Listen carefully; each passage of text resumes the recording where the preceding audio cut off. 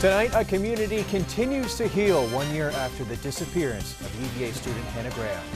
And Richmond remembers 9/11 as firefighters reflect on those who lost their lives 14 years ago. And check out these nice temperatures over the eastern United States. It is cool out there. We'll see how low those readings will go overnight in your full forecast ahead.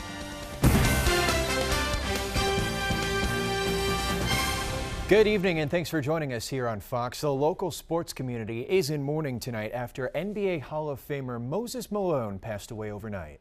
The Petersburg High School graduate died in his sleep at a Norfolk hotel. Malone was part of back-to-back undefeated state championship teams at Petersburg, and he made history becoming the first high school player to go straight to the pros when he signed with the Utah Stars of the ABA. In 2001, Malone made it into the Basketball Hall of Fame. Later in sports, Matt Estridge speaks with Malone's coach from his days at Petersburg High.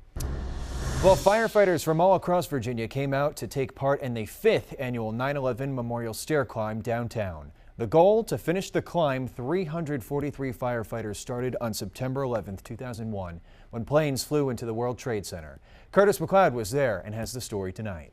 It's a big deal for me. Retired firefighter Pete Svoboda has only missed the annual stair climb once in its 5-year existence. Thomas Isabella, ladder 13. Each time he climbs the stairs inside the SunTrust building, it's dedicated to the memory of his childhood friend and New York firefighter Thomas Sabella. Tommy and I went to high school together. We went through 4 years in high school on Staten Island, and we went our separate ways. Thomas Sabella lost his life on September 11th while trying to rescue people from the burning towers. Svoboda says he remembers seeing the first images from Ground Zero. We got to a television set and we saw the first pictures, and my first response, I said to my wife, is the firefighters are in there. They ain't gonna make it. So you knew right from the start it was going to be a bad one. 343 firefighters lost their lives when the towers collapsed. Those firefighters never finished their journey to the top of the towers. Now, 14 years later, firefighters and supporters throughout Central Virginia are finishing that journey through the annual stair climb. All right, good job. Participants are climbing 22 flights of stairs 5 times to match the 110-floor trek firefighters had intended to make on 9/11. It's time to honor and time to never forget. Never forget and honor the hundreds like Thomas Sabella who died that fateful day. It's a good way for us to show a different way of remembering our fallen brothers and sisters. Curtis McLeod, Fox News at 10. Curtis, our thanks to you for that as always. Well, tonight the Charlottesville community came out to the downtown mall to remember UVA student Hannah Graham. Help Save the Next Girl organized the event. They drew messages in chalk on the free speech wall to raise awareness of personal safety. The wall is just a block from where security cameras last captured Graham walking on the night of September 13th, 2014. Family members of other young women murdered in Central Virginia took part of the event, including relatives of Alexis Murphy and the mother of Morgan Harrington. We really have tried to change a culture of complacency that has, for a long time, felt that there was no response that you could do, that these were random acts of violence and like lightning strikes, what to do. Well, we are changing that acceptance. Well, Jesse Matthew is accused of abducting and murdering Graham last year. His trial is set to begin next July. State police say a teenager was killed in an early morning accident in New Kent County. Joshua Perry ran off Tunstall Road into an embankment. One airborne and struck a tree, according to VSP. This caused his car to then spin sideways, hitting a second tree and then overturning.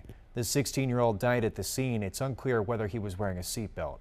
Investigators say speed is being considered a factor in the crash.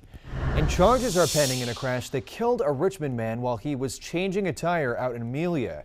State police say 26-year-old Travius Garrison and another man were changing a flat tire right on the shoulder of Route 360 last night. They say the driver of the van stopped in the right lane to give them some light. That's when a Pontiac hit the van from behind, then ran off the road, hitting Garrison and the disabled vehicle. He lost his life there at the scene. The driver of the Pontiac, 24-year-old Spencer Balu, was taken to the hospital but is expected to be okay. Nobody else was hurt. And state police identified a 47-year-old Chesterfield woman who was killed in a crash on Route 288 also yesterday. Troopers say Saturday, a 17-year-old driver lost control, crashed into a guardrail not far from the Courthouse Road exit. Another driver stopped to help the teen, and that's when his car was hit by a third vehicle, and that caused the chain reaction crash. The woman driving that third vehicle, Rhonda Smith, died at the scene. 3 others were hurt.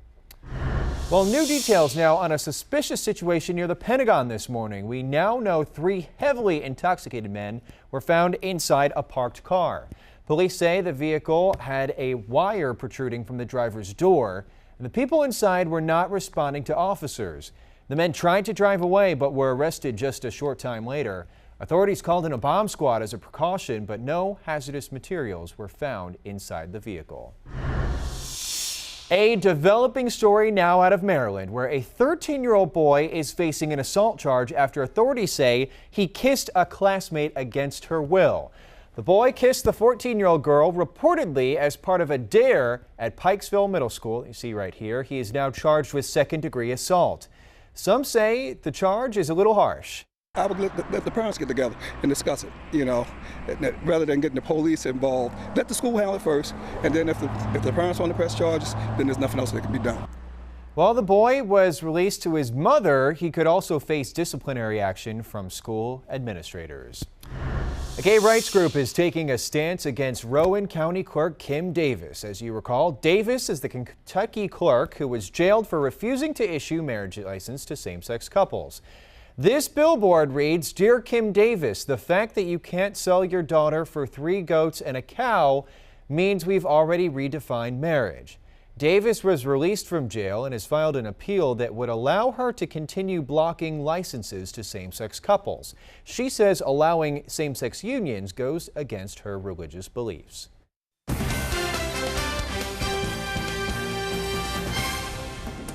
Coming up, a highway shuts down after thousands of bees get loose.